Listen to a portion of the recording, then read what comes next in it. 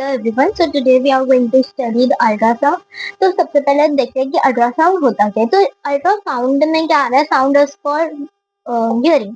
तो ये भी हाई है, बट ये इसका जो रेंज है, जो साउंड की एनर्जी है, वो हाई फ्रीक्वेंसी होती है। ठीक है, this is a high frequency sound wave. अब यहाँ पर जो उसकी जो वेव का मतलब रेंज होता है वो 1 मेगाहर्ट्ज से लेके 3 मेगाहर्ट्ज तक होता है। मतलब 1 मेगाहर्ट्ज से लेके 3 मेगाहर्ट्ज, और जो अपनी नॉर्मल हियरिंग की आवाज रहती है जो हम लोग सुन सकते हैं, ठीक है, which we can hear which is 20 kilo hertz. ठीक है, 20 किलो हर्ट्ज से कम हम लोग सुन सकते हैं। मतलब ये जो रेंज है, मतलब ये जो अल्ट्रासाउंड की जो हियरिंग की सुनने की कैपेसिटी, ये ह्यूमंस के अंदर नहीं है। It is not there in human. तो ये क्या करती है, डायरेक्टली टिश्यूज को ट्रांसमिट करती है। ठीक है, ये डायरेक्टली टिश्यूज को जाके उसका फिजियोलॉजिकल इफेक्ट, टिश्यूज के अंदर जाके उसका इफेक्ट जो है वो शो करती है। ठीक है, अब इसका इसका जो डेफिनेशन था वही है, यही है कि हाई फ्रीक्वेंसी साउंड वेव्स है। इसका जो रेंज आता है वो 1 मेगाहर्ट्ज से लेके 3 मेगाहर्ट्ज है। ह्यूमन से सुनाई नहीं देता, it's not seen in human. और फिर वो टिश्यूज से टिश्यूज के अंदर जाता है, ट्रांसमिट होके, और इफेक्ट प्रोग्रेसिव इफेक्ट शो करता है। अब इसका प्रोडक्शन कैसे कैसे ये जो साउंड है टिश्यूज के अंदर जा रही है वो देखता है। तो ये जो है, दिस इज द पूरा जो अल्ट्रासाउंड कैसे होता है, ये उसका डायग्रामेटिक रिप्रेजेंटेशन है। सबसे पहले तो ये बॉक्स है, दिस इज द सर्किट। यहाँ से सर्किट है जो कि करंट निकलेगा, मतलब यहाँ पे से इलेक्ट्रिकल इलेक्ट्रिकल जो एनर्जी है वो इलेक्ट्रिकल करंट निकलेगा। ठीक है, इलेक्ट्रिकल करंट निकलेगा यहाँ से। इलेक्ट्रिकल करंट फिर कोएक्सियल केबल से होते हुए, this is the transducer head. ये ट्रांसड्यूसर हेड है, इसके अंदर यहाँ पर this is the crystal present. तो यहाँ पे से जो करंट निकल रहा है, तो ये क्रिस्टल के पास जाएगा। ठीक है, अब ये जो क्रिस्टल है ना, क्रिस्टल क्या करेगा, यहाँ पर दो चीज क्रिस्टल करता है, या तो कंप्रेशन करता है या तो रेफ्रेक्शन करता है। तो ये दो क्रिस्टल करता है, फिर वो क्रिस्टल से पास होते हुए अल्ट्रासाउंड की जो वेव्स है वो निकलेगा। तो अल्ट्रासाउंड का वेव फिर यहाँ से ट्रांसड्यूसर हेड से बॉडी के अंदर, फिर it goes into the body. तो नॉर्मल ये प्रोडक्शन है। अब ये जो मेथड का प्रोडक्शन है, this is known as piezo electric effect. तो ये वाला जो है यहाँ पर पीजो इलेक्ट्रिक इफेक्ट बोलते हैं, पीजो इलेक्ट्रिक इफेक्ट इसका प्रोडक्शन को, और ये वाला जो है इसका प्रोडक्शन मेथड होता है। ठीक है, अभी इसका जो प्रोडक्शन है, अभी ये जो बॉडी के अंदर कैसे जा रहा है, हाउ ट्रांसमिट ट्रांसमिट कैसे हो रहा है वो देखते हैं। तो अभी ये जो था, ये था प्रोडक्शन की, कैसे अंदर जा रहा था, मतलब इलेक्ट्रिकल एनर्जी कैसे अल्ट्रा साउंड वेव्स बना के अंदर जा रही है। अब इसका ट्रांसमिट कैसे ट्रांसमिट होता है ये देखेंगे। अब ये ट्रांसमिशन, ठीक है, ये ट्रांसमिट कैसे हो रहा है ये देखते हैं। ट्रांसमिट और प्रोपोगेशन, मतलब अंदर कैसे जा रहा है स्किन के अंदर। अब इसमें जो अल्ट्रासाउंड है उसको कोई मीडियम चाहिए रहेगा, क्योंकि वो बिना मीडियम के तो जाता ही नहीं है। तो इसको कोई मीडियम चाहिए रहता है, या तो यहाँ पर वाटर या तो जेल यूज होता है, जो कपलिंग मीडियम, ताकि ये मीडियम के थ्रू हमारे बॉडी के अंदर जाए। ठीक है, अभी जो मैंने बोली थी जो क्रिस्टल है, ठीक है, अब जो क्रिस्टल है ना, क्रिस्टल दो चीज कर रहा था, मैं बोली थी, या तो ये कंप्रेशन कर रहा था, कंप्रेशन, और फिर यहाँ पर ये रेयर फ्रैक्शन। ठीक है, ये दो चीज कर रहा था ताकि यहाँ से जो एनर्जी है ये, तो अब ये कंप्रेशन और रेफ्रैक्शन का मतलब क्या होता है, तो ये जो हमारा नॉर्मल क्रिस्टल है, अगर ये थोड़ा सा इस तरीके से दब जाए, this is known as the compression. और रेफ्रैक्शन का मतलब ये होता है अंदर से ऐसा वापस से नॉर्मल हो जाए, तो उसको रेफ्रैक्शन बोलेंगे। तो कंप्रेशन और रेफ्रैक्शन करते करते हमारे जो क्रिस्टल है वो बॉडी का अल्ट्रासाउंड वेव्स बनाते हैं, और फिर वो बॉडी के अंदर जाते हैं। ठीक है, अभी इसमें रिफ्लेक्शन भी हो सकता है। अभी कोई जो जो वेव्स है, वेव्स का हमेशा कुछ रिफ्लेक्शन रेफ्रैक्शन ये होता है। तो जो वेव्स है, अब जो रिफ्लेक्शन है, रिफ्लेक्शन का क्या मतलब है, सपोज दिस इज द वो बॉडी, अब यहाँ से बॉडी से वेव्स आ रही है और वेव्स वापस से चली जा रही है, this is known as the reflection. तो मतलब बॉडी पे वेव्स आए और फिर वापस चले गए, तो उसको बोलते हैं रिफ्लेक्शन। अब रेफ्रैक्शन क्या है, रेफ्रैक्शन रेफ्रैक्शन इसमें क्या होता है, इसमें जो बॉडीज है, बॉडीज में रेस तो आ रही है, मतलब वेव्स आ रही है, बट ये नॉर्मल की जगह, मतलब नॉर्मल से अवे चली जा रही है, मतलब थोड़ा सा दूर जाके अवे जाके ये बॉडी के अंदर ट्रांसमिट हो रहा है। This is known as effect. उसके बाद एक और एक टर्म यूज हुआ है जो कि है,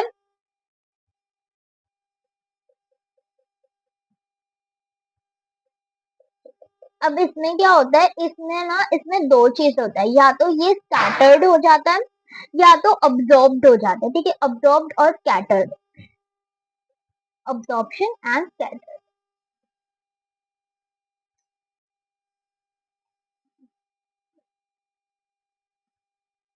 अब्जॉर्ब्ड हो जाता है या तो स्कैटर्ड हो जाता है। Suppose this is the waves, अभी यहाँ पर वेव्स आई और यहाँ पर पूरी अंदर जाके इस तरीके से स्कैटर्ड हो गई, तो यहाँ पर ये स्कैटर्ड हो गई और अब्जॉर्प्शन को अंदर अब्जॉर्ब।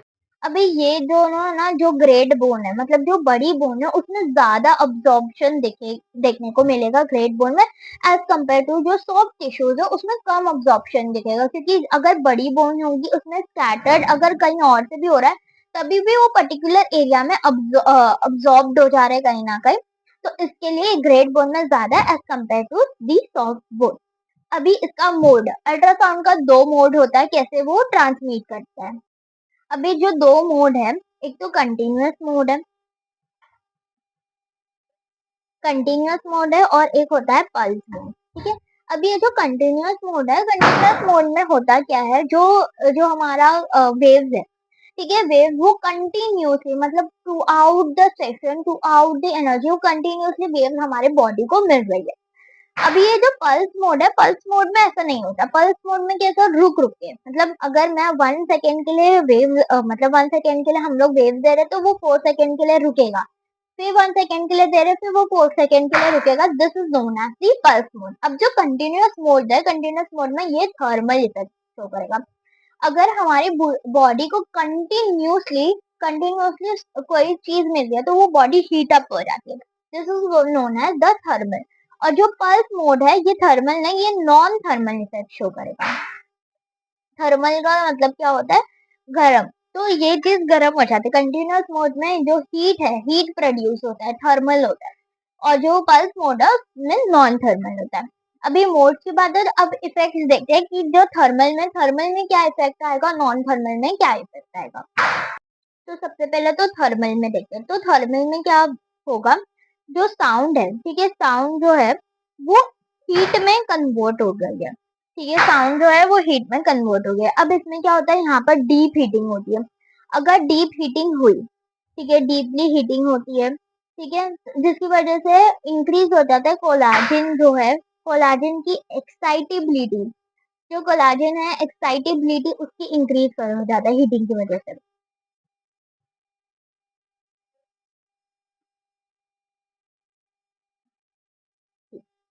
और फिर सर्कुलेशन में भी इंक्रीज होता है, जो हीटिंग होती है वो सर्कुलेशन को भी प्रोड्यूस करती है, और फिर जिसकी वजह से पेन है वो रिड्यूस होता है।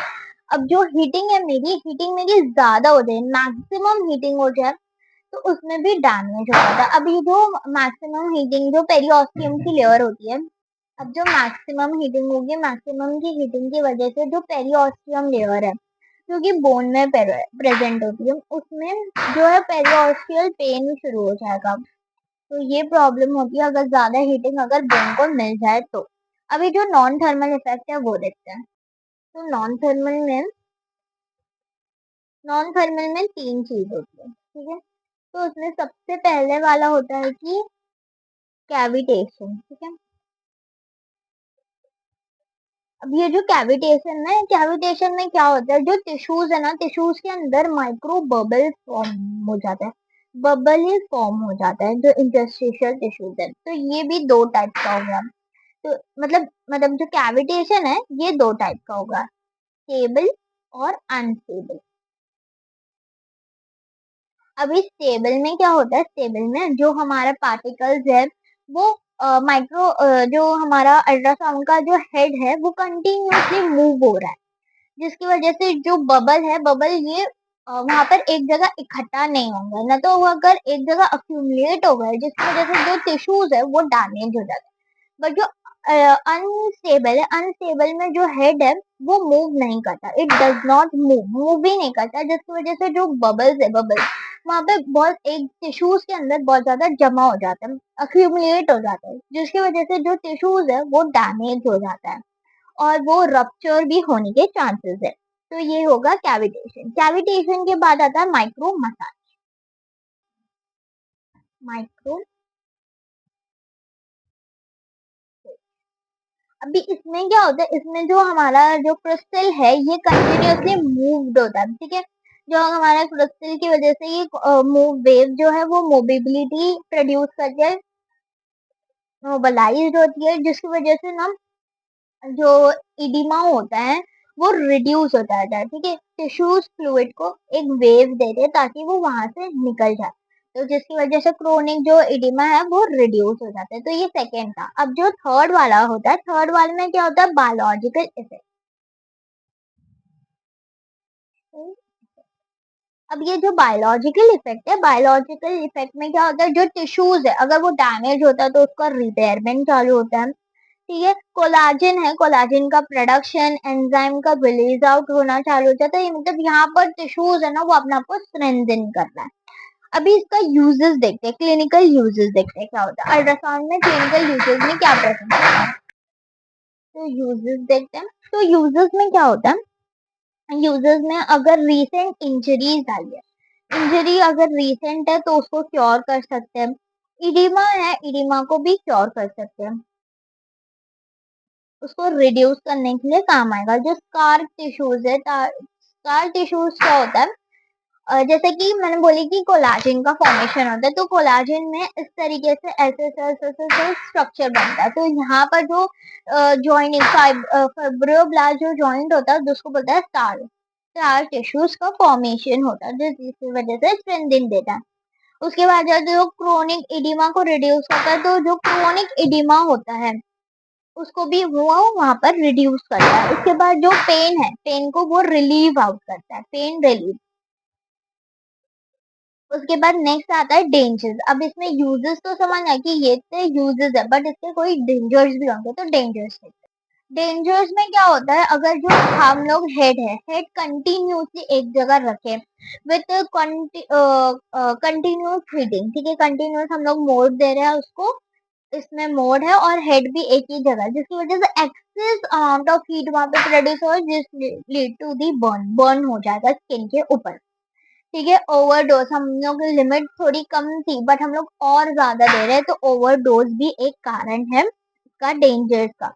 और अगर हम लोग है ना, ये जो अल्ट्रासाउंड का हेड है ना वो एयर में अगर रखते हैं ना, तो वो जो हेड है ना वो डैमेज हो जाता है अपने आप, तो it leads to the damage. तो इसके लिए हमेशा जो हेड है उसको हम लोग को या तो जेल यूज करना पड़ता है, या तो वो जेल यूज करना पड़ता है, या तो कुछ वाटर ये सब यूज करना पड़ता है।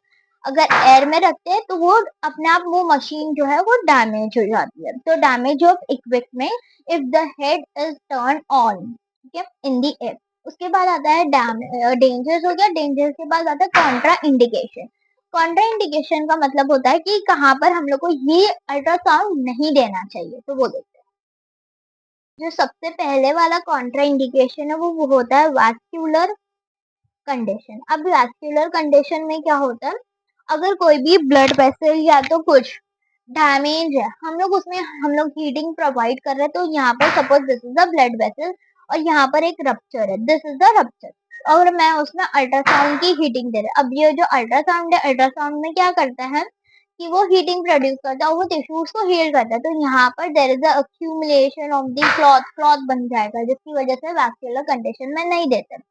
या तो एक्यूट इन्फेक्शन हो सकता है, ठीक है, इन्फेक्शन मतलब स्किन के ऊपर कोई भी चीज का इन्फेक्शन है जिसकी वजह से हम लोग उस पर नहीं दे सकते क्योंकि वो और बढ़ सकता है, ठीक है। प्रेगनेंसी के अंदर नहीं सकते, अब्डोमिनल रीजन में प्रेगनेंसी के उसमें नहीं दे सकते हैं। फिर अगर ट्यूमर मतलब कैंसर प्रेजेंट है, मैलिग्नेंट कैंसर प्रेजेंट है, तो उसमें भी नहीं दे सकते क्योंकि वो कैंसर सेल को और स्टिमुलेट करेगा और ग्रो करवाएगा।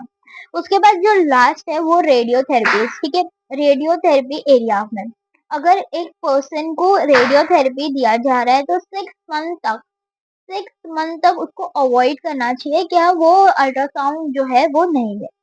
तो this all for the ultrasound. Ultrasound को डिटेल्ड में हम लोग ने स्टडी किया कि क्या क्या होता है। एक बार गो थ्रू कर लेंगे कि क्या क्या हम लोग ने टॉपिक्स पढ़े। तो सबसे पहले हम लोग ने अल्ट्रासाउंड का डिफाइन देखा, मतलब देखे कि होता क्या अल्ट्रासाउंड, ठीक है। उसके बाद उसका प्रोडक्शन देखे कि वो कैसे प्रोड्यूस करता है प्रोडक्शन।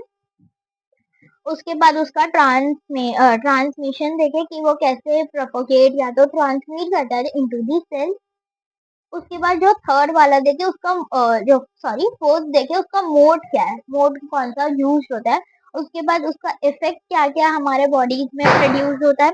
उसके बाद उसका यूजेस क्या है, यूजेस के बाद डेंजर क्या है, डेंजर के बाद आता है कॉन्ट्रा इंडिकेशन क्या है। मतलब यहाँ पर एक चीज हम लोग ने देखे कि अल्ट्रासाउंड में क्या क्या होती है। तो that's all for the ultrasound. Thank you.